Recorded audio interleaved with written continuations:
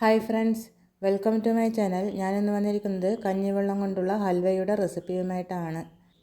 കഞ്ഞിവെള്ളം കൊണ്ടുള്ള ഹൽവ ഞാൻ ഇതുവരെയും ഉണ്ടാക്കിയിട്ടില്ല. അതുകൊണ്ടൊന്ന് ശ്രമിച്ചു നോക്കാമെന്ന് വിചാരിച്ചു. അപ്പോൾ അടിപൊളിയായിട്ടുള്ള ഹൽവ ഉണ്ടാക്കാൻ കഴിഞ്ഞു. അപ്പോൾ നമുക്ക് എളുപ്പത്തിൽ തന്നെ റെസിപ്പിയിലേക്ക് പോവാം. ഞാനിപ്പോൾ ഇവിടെ കട്ടിയുള്ള കഞ്ഞിവെള്ളമാണ് എടുത്തിരിക്കുന്നത്. നമ്മൾ ചോറുണ്ടാക്കി കഴിഞ്ഞ് കഞ്ഞിവെള്ളം തണുത്ത് വരുന്ന സമയത്ത് മുകളിൽ തെളിഞ്ഞ വെള്ളം കാണാം, അത് ഒഴിച്ചു കളയണം. ബാക്കി അടിയിൽ കിടക്കുന്ന കഞ്ഞിവെള്ളമാണ് ഇതിനു വേണ്ടി എടുക്കേണ്ടത്. വെള്ളക്കുറുവ അരിയുടെ കഞ്ഞിവെള്ളമാണ് ഞാൻ ഇതിനു വേണ്ടി എടുത്തിരിക്കുന്നത്. അതാകുമ്പോൾ നമ്മൾ ചോറിലുള്ള കഞ്ഞിവെള്ളം ഊറ്റിക്കളയുന്ന സമയത്ത് കട്ടിയിലാണ് നമുക്ക് കിട്ടുന്നത്.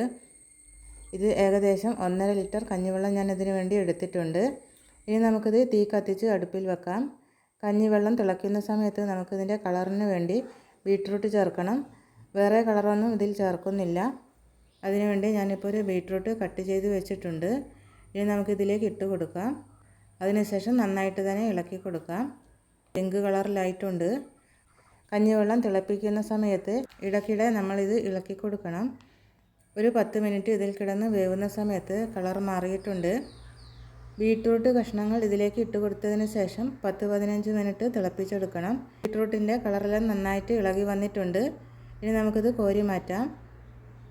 ഇടയ്ക്ക് ഇതിൻ്റെ മുകളിലായിട്ട് പാട പോലെ വരും, അത് എടുത്ത് മാറ്റാം. കളറെല്ലാം ഇളകി വന്നതിന് ശേഷം ഇതിൻ്റെ കളർ കുറച്ചൊന്ന് മാറിയിട്ടുണ്ട്. ആദ്യം കണ്ടിരുന്ന പിങ്ക് കളറ് കുറച്ച് വേറെ ഒരു കളറിലായി വന്നിട്ടുണ്ട്. കഞ്ഞിവെള്ളം പകുതി വറ്റിച്ചെടുത്തിട്ടുണ്ട്. ഇനി നമുക്കിതിലേക്ക് 1/2 ടീസ്പൂൺ അളവിൽ ഉപ്പിട്ട് കൊടുക്കാം. അതിനുശേഷം 1 കപ്പ് പഞ്ചസാര ചേർത്ത് കൊടുക്കാം.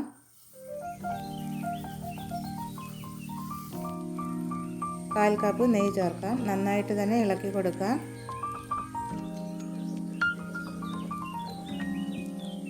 ഈ കഞ്ഞിവെള്ളം നന്നായിട്ട് കുറുകി വരുന്ന സമയത്ത് നമുക്കിതിലേക്ക് 1/4 കപ്പ് അളവിൽ കോൺഫ്ലോർ ചേർത്ത് കൊടുക്കാം. 2 ടേബിൾ സ്പൂൺ അളവിൽ കോൺഫ്ലോർ എടുത്തിട്ട് 1/4 കപ്പ് വെള്ളം ഒഴിച്ച് നന്നായിട്ട് മിക്സാക്കി എടുത്തിരുന്നു. അതാണിപ്പോൾ ഇതിലേക്ക് ഒഴിച്ച് കൊടുത്തിരിക്കുന്നത്.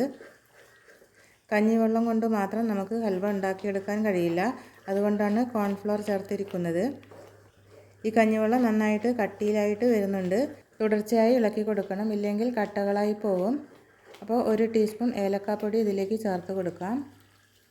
ഒരു 10 അണ്ടിപ്പരിപ്പ് ചേർത്ത് കൊടുക്കാം. എന്നിട്ട് നന്നായിട്ട് തന്നെ ഇളക്കി കൊടുക്കാം. ഇതിപ്പോൾ നന്നായിട്ട് കുറുകി വന്നു. ഇതിൻ്റെ മുകളിലായിട്ട് എണ്ണ തെളിഞ്ഞു വരുന്നുണ്ട്. പാത്രത്തിൽ നിന്നും വിട്ടു വരുന്ന പാകത്തിലായിട്ടുണ്ട്. ഇനി നമുക്കിത് വേറെ ഒരു പാത്രത്തിലേക്ക് ഒഴിച്ചു കൊടുക്കണം. അതിനുവേണ്ടി ഒരു പാത്രം ഞാൻ എടുത്തിട്ടുണ്ട്. ഇതിലേക്ക് നെയ്യ് തടവി കൊടുക്കാം. പാത്രത്തിൻ്റെ എല്ലാ ഭാഗത്തും എത്തുന്ന രീതിയിൽ തന്നെ തടവി കൊടുക്കാം. പാത്രത്തിലേക്ക് ഒഴിച്ചതിന് ശേഷം പെട്ടെന്ന് തന്നെ നിരത്തി കൊടുക്കണം, ഇല്ലെങ്കിൽ പെട്ടെന്ന് തന്നെ നമ്മൾ ഒഴിച്ച രീതിയിൽ തന്നെ ആയിപ്പോകും. ഇനി നമുക്കിത് തണുക്കാൻ വേണ്ടി മാറ്റി വെക്കാം. ഒരു അരമണിക്കൂറിന് ശേഷം തണുത്തിട്ടുണ്ട്. ഇനി നമുക്കിത് മുറിച്ചെടുക്കാം.